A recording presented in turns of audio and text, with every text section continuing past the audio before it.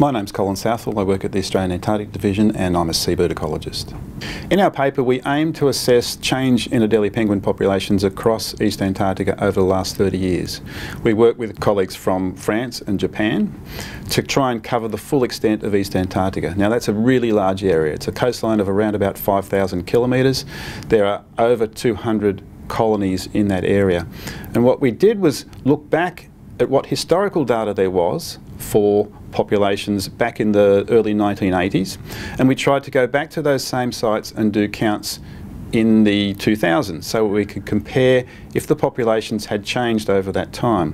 What we found is that in 5 regional populations spread right across East Antarctica, there'd been a consistent increase of around about the same rate and extent in the populations since 1980. So over 30 years, overall the populations had increased by 70%. Within the region there was some variability. So within the Davis area, for instance, as an example, most of the populations increased at different colonies, but some decreased. And this was happening across all of the regions. So what that told us was that there were some local effects driving populations, but overall there must have been some kind of regional driver of that population change.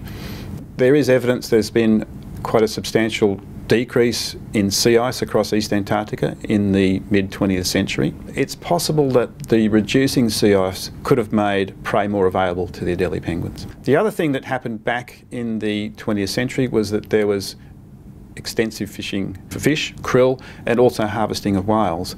And in the 1970s there was a hypothesis called the krill surplus hypothesis that proposed that that would have allowed krill, or made available many more krill, to other predator populations such as Adélie penguins. Our work has answered some questions but posed many others. So we worked on Adélie penguins because they're convenient to study.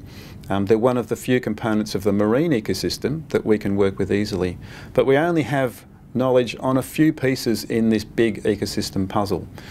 And if we can get more information on other parts of the puzzle, other species, particularly the marine species that don't come onto land to breed, then we're going to be able to piece together the mechanisms of ecosystem change much better than we can. So of course there's more work that we could do if only we could measure the marine environment better. Now one way we might be able to do that is to have new technologies that could make those measurements for us, and work on new technologies for making observations I think is very important.